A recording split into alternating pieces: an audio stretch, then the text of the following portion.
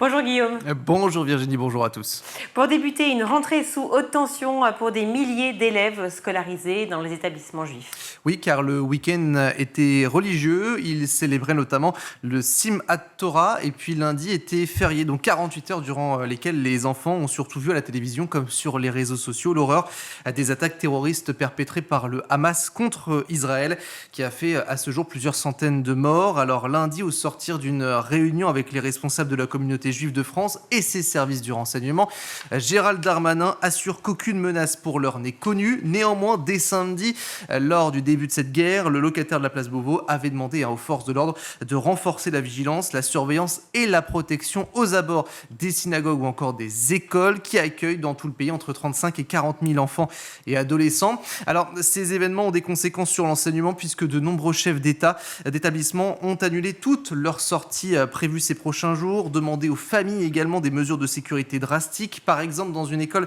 des Hauts-de-Seine, une note adressée aux parents leur demandant de retirer kippa et autres blouses aux enfants, de déposer également leurs enfants sans sortir, eux, de leur véhicule et de quitter le dépose-minute le plus vite possible.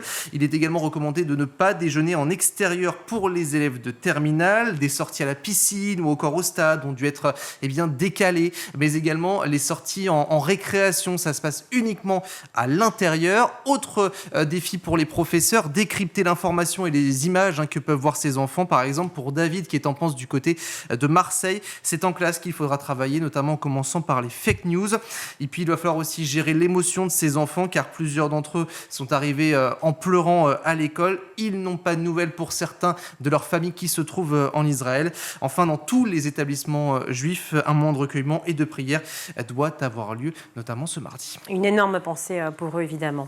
Dans ce contexte, la ministre de l'Enseignement supérieur tape du poing sur la table. Et oui, et là, en cause, en fait, un professeur de droit de l'université parisienne, Panthéon-Assas, a tenu des propos qu'on peut qualifier de choquants pendant son cours sur le campus Vaugirard. Selon les informations de BFM TV qui ont été confirmées par l'entourage de la ministre, le professeur aurait demandé à ses élèves s'il fallait des requêtes pour les réveiller, ou il aurait même déclaré auprès des étudiants retardataires qu'il allait faire comme à la rave, en référence à cette rave party où il y a eu donc cet attentat qui a causé d'ailleurs plusieurs centaines de morts. Alors dans une lettre rendue publique, la ministre de l'Enseignement supérieur demande au président d'université, au directeur d'établissement d'enseignement supérieur de prendre toutes les mesures nécessaires pour veiller au respect de la loi et des principes républicains face à ces dérives. Concernant le professeur, sur X, ex-Twitter, l'Union des étudiants juifs de France demande à l'université son exclusion. Pour l'instant, l'université a juste diligenté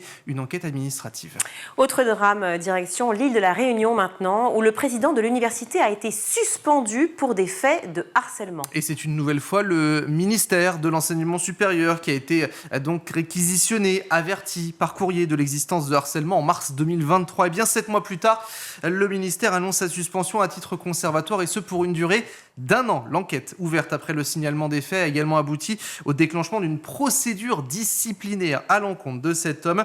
La procureure de la République de Saint-Denis de la Réunion est saisie car l'enquête révèle aussi également de faits susceptibles de recevoir une qualification pénale, car au moins 7 personnes qui ont occupé ou qui occupent encore des fonctions, parfois d'encadrement au sein de l'université, avaient signalé dans ce courrier des faits de harcèlement et également des dysfonctionnements graves au sein de l'institution.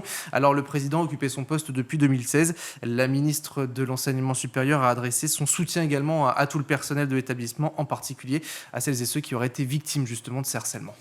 À Bagnolet, en région parisienne, 59 professeurs d'un lycée exercent leur droit de retrait. Alors là, les faits, ils remontent à mardi où en fin de matinée, un homme manifestement en état d'ébriété serait introduit dans un lycée. Il a réussi à monter jusqu'au 2e étage avant d'entrer dans une salle de classe où il y avait cours justement.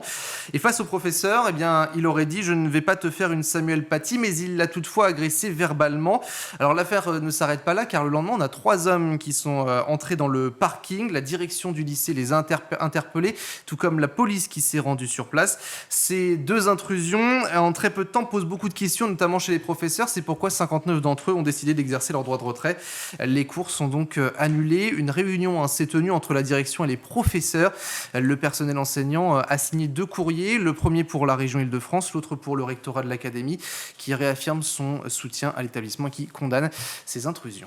Ce triste constat dévoilé par Santé publique France, la santé mentale des Français, notamment celle des jeunes, est toujours dégradée en 2023. Oui, une tendance qui est constante depuis septembre 2020 et l'apparition du Covid. À la veille de la journée mondiale de la santé mentale, l'agence sanitaire a souligné que le recours aux soins d'urgence pour troubles de l'humeur, d'idées ou de gestes suicidaires ont fortement augmenté en 2021 ainsi qu'en 2022 pour rester à un niveau élevé. Et chez les jeunes de 18-24 ans, la hausse s'est même poursuivie de façon très marquée. Le mois dernier, par exemple, les passages aux urgences pour gestes et idées suicidaires, troubles de l'humeur, épisodes dépressifs également ou encore anxieux, ainsi que les appels à SOS médecins ont fortement augmenté chez les moins de 18 ans, en particulier chez les 11-17, comme habituellement en période de rentrée. Alors Santé publique France a aussi livré les résultats d'une dernière vague d'enquête de Coviprev lancée en 2020 et destinée à suivre l'évolution de la santé mentale de la population.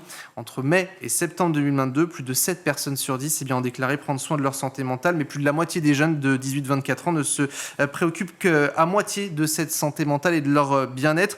Et dans cette tranche d'âge, en fait, les principaux freins pour la consultation, par exemple, à un psy, on a déjà le prix, on a surtout le regard de l'autre, notamment de l'entourage, la peur d'aller se rendre chez un psy et surtout la peur de découvrir des problèmes sur soi. Pour terminer, nous vous emmenons dans le Cher où les élèves ont une drôle de surprise dans leur assiette. Oui, après les punaises de lit qui effrayaient Guillaume qui vous remplaçait la dernière fois, là, cette fois-ci, on a tout autre chose dans les coquillettes. Les élèves du lycée Jean Moulin de Saint-Amand-Montrond ont retrouvé des larves de mites alimentaires, de quoi couper l'appétit de ces lycéens. Ils ont directement alerté les cantinières, le chef de l'établissement également. Les parents, l'inspection académique ont également été saisis. Et d'ailleurs, la région a été informée, une inspectrice santé et sécurité au travail a été missionnée pour confirmer qu'il s'agissait bien de larves de mites. Un protocole de traitement a d'ailleurs été mis en place, ainsi qu'une réorganisation de la gestion des stocks pour la cantine scolaire. En attendant, les familles des élèves demi-pensionnaires ont été remboursées. Et pour l'heure, il y a des plats de substitution malgré tout. En espérant que ça ne crée pas de maladie pour ces enfants.